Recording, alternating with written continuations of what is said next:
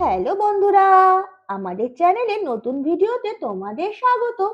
চলো বন্ধুরা, আজকের ভিডিওতে কি হতে চলেছে চটপট দেখে নি। বন্ধুরা, আজ তো নীলার সকাল থেকেই মাথা খুব গরম। সবার সাথে কেমন যেন মাথা গরম করে কথা বলছে। ও মামা, আমাকে একটু খাইয়ে দেবে? হ্যাঁ, যথেষ্ট বড় হয়েছে, এখনো খাইয়ে দিতে হবে? বলি, এভাবে বাচ্চা সেচে আর কতদিন চলবে? কেন, তুই একা একা খেতে পারিস না, নাকি মাকে দেখলে সেটাও ভুলে যাস? ওরে বাবা, একটু খাইয়ে দিতে বলেছে বলে অত কথা শোনাচ্ছ কেন মা? বললেই তো পারতে খাইয়ে দিতে পারবে না, তাহলে আমি নিজেই খেয়ে নিতাম। এই মেয়ে, আবার মুখে মুখে কথা বলছিস? দাঁড়া, তোর ব্যবস্থা আমি করছি। কই লাঠিটা কই? এই তো, আজ এই লাঠি দিয়েই তোকে মেরে আমি শেষ করব। ওরে বাবা রে বাবা, বাঁচাও বাঁচাও, কে আছো? ওরে বাবা, মা কি মারছে আমাকে। আরে আরে আরে, মেজো বৌদি, এইভাবে কেউ বাচ্চা মেয়েকে মারে নাকি? আরে দোষ করলে একটা চড় থাবড়া দিতে পারো, কিংবা বকাবকি করো, এইভাবে লাঠি দিয়ে মারধর করে? আরে সুমি, তুমি জানো না মেয়েটা ভারী বেয়াদব হয়েছে, খালি মুখে মুখে তর্ক করছে। ও মেজো বৌদি, তা তো বুঝলাম, কিন্তু এইভাবে মারাটা ঠিক হয়?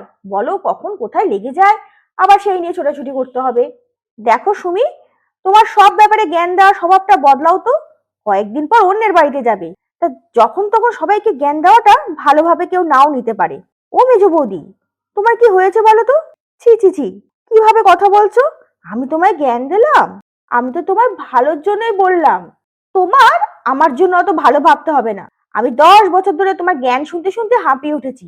আরে ভাই, নিজের যখন সংসার হবে তখন না হয় তোমার জ্ঞান ফুলিও, আমার সংসারে অত কথা বলো না। এটা কি শুধু তোমার সংসার নাকি বৌদি? তাহলে আমরা কারা? তাহলে তো ভালোই বুঝতে পারছো তোমরা কারা। যত সব, কবে যে ঘাট থেকে নামবে। মেজো বৌদি, তুমি আমাকে এইভাবে বলতে পারলে? ঠিক আছে। পর সুমি তো কাঁদতে কাঁদতে যাওয়ার সময় গৌরীর সঙ্গে দেখা হলো। কিরে সুমি, কাঁদছিস কেন? কিছু না বড় বৌদি, আমায় কিছু জিজ্ঞাসা করো না। কিরে, তুই কি এখন এখানে দাঁড়িয়ে থাকবি না ঘরে যাবি? এত মার খেয়েও তোর লজ্জা নেই? যাচ্ছি যাচ্ছি, আমি গলে যাচ্ছি। ও মা, তুমি পিপিকে অত বাজে বাজে কথা বললে, তাই পিপি কাঁদতে কাঁদতে ঘরে চলে গেল। আমি দাঁড়াও, বাবা আছো, সব কথা বলে দেবো। হ্যাঁ হ্যাঁ, বলগা, উচিত কথা বলেছি। বাবাকে বলে দেবো? নীলা, এ নীলা, কি হয়েছে রে? সুমি কাঁদতে কাঁদতে চলে গেল যে? কেন দিদি ভাই, সুমিকে জিজ্ঞাসা করো না। আরে জিজ্ঞাসা তো করলাম, ও তো কিছুই বললো না। কি হয়েছে রে? দেখো দিদি ভাই, কার কি হয়েছে অত খবর তো আমি তোমায় দিতে পারবো না। আর একটা কথা তোমায় না বলে পারছি না, তোমার না সব ব্যাপারে নাক গলানো স্বভাব। বিয়ের পর থেকে দেখছি কার কি হয়েছে, কেন কাঁদছে, কেন হাসছে, সব তোমায় খবর রাখতে হবে। আরে দিদি ভাই, দিনকাল তো বদলেছে, অত খবরাখবর নেওয়া বন্ধ করো। যে যতটুকু বলার প্রয়োজন মনে করবে তোমাকে ঠিক বলবে, তুমি এত ব্যস্ত হও না তো। উফ নীলা, এই সামান্য কথা তুই আমাকে এত কথা শোনাচ্ছিস? আমি তো তোকে ভালো ভেবে জিজ্ঞাসা করলাম। হ্যাঁ, আর তোমার এই ভালো মানুষ সাজার নাটকটাও আর গেল না। এত কথা জিজ্ঞাসা করার পরও তুমি বলছো এটা সামান্য কথা? তুমি সুমিকে জিজ্ঞাসা করলে ও বললো না, আবার আমায় জিজ্ঞাসা করছো কেন গো? ওরে তুই থাম বাবা, আর কোনোদিন তোকে কিছু জিজ্ঞাসা করব না। শোন, একসাথে থাকি তো তাই জিজ্ঞাসা করে ফেলি। তোমার না পোষালে তুমি একসাথে থেকো না। ছি ছি নীলা, কেমন ভাবে কথা বলছিস? তোকে আমি এমন কি বলেছি যে তুই আমাকে এত বড় কথা বললি? শোনো দিদি ভাই, তুমি আজ কি বলছো আমি জানি না, তবে বিয়ের পর থেকে তোমার এই স্বভাবগুলো আর সহ্য করতে পারছি না। কি, কেন, কোথায়, কিভাবে, এইসব হিসাব দিতে দিতে আমি হাঁপিয়ে উঠেছি। আমি মুক্তি চাই দিদি ভাই। তুই আমাকে এত সব কথা বলছিস? আমার স্বামী এখানে থাকে না বলে তুই আমাকে যা পারছিস তাই বলছিস?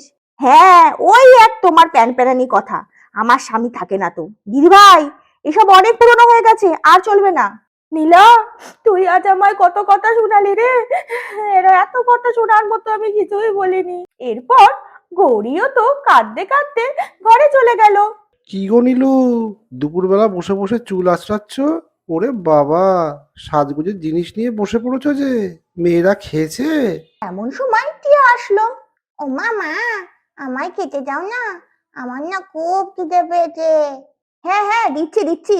যেই দেখেছিস মা একটু সাজতে বসেছে, অমনি হাজির হয়ে গেছিস জ্বালানোর জন্য। সে কি টিয়া, তোমরা এখনো খাওনি? না বাবা, মা তো খেতেই দিচ্ছে না। মা বললো চুপ করে টিভি দেখতে, পরে কেটে দেবে, কিন্তু দিচ্ছেই না। কি খিদে পেয়েছে, আর ঘুমও তো পেয়েছে। কি গো নীলু, তুমি এখনো মেয়েদের খেতে দাওনি? দেখছো না সাজগোজ করছি, আর তোমার মেয়েদের তো খিদে পেয়েই থাকে, সারাদিন পেট হাতে করে ঘুরে বেড়ায়। এ কি কথা নীলা, এখন কটা বাজে আর তুমি মেয়েদেরকে না খেতে দিয়ে সাজগোজ করছো? কেন গো, তোমার মেয়েদের দেখভাল করার দায়িত্ব কি শুধু আমার নাকি? কেন বাড়িতে কি আর কেউ নেই, নাকি তুমি পারো না মেয়েদের খেতে দিতে? তা পারবো না কেন? আমি দোকান সামলে বাড়িতে এসে বাচ্চাদের খাওয়াবো, আর তুমি কি করবে? তুমি যদি অসুস্থ থাকতে বা বাড়িতে না থাকতে, তাছাড়া অন্য কোনো সমস্যা থাকলে ঠিক ছিল, কিন্তু তুমি মেয়েদের না খেতে দিয়ে সাজগোজ করছো, তা তো মানা যায় না। আর তোমার যখন অতই শাস্তি ইচ্ছে করছে, তাহলে তো বড় বৌদিকে বলতে পারতে বাচ্চাদের খাবার দিতে। উনি তো রান্না বান্না সেরে পটের বিবি সেজে বসে আছেন, সারাদিন ওনার কোনো পাত্তাই নেই।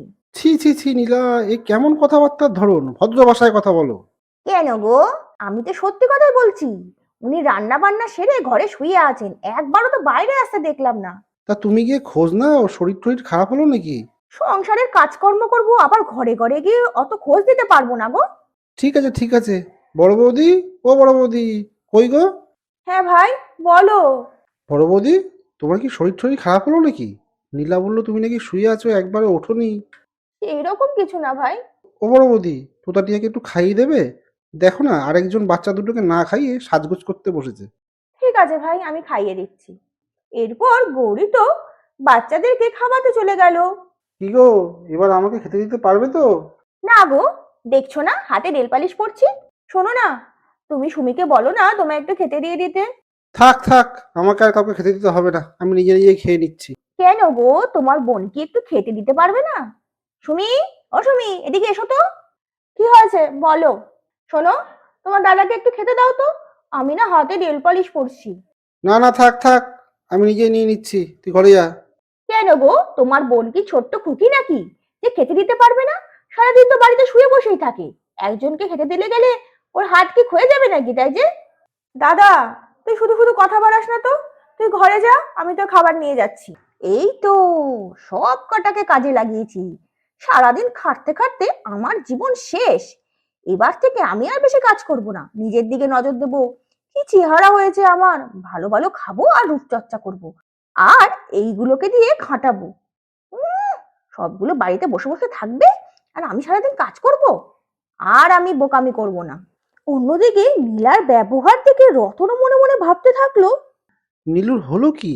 এরকম তো করে না, সবার হাতের কাজ নিজে কেড়ে নিয়ে করে, আর আজকে কিনা সবাইকে অর্ডার করছে, আর নিজে বসে বসে সাজুগুজু করছে। এমনকি মেয়ে দুটোর দিকেও নজর দিচ্ছে না।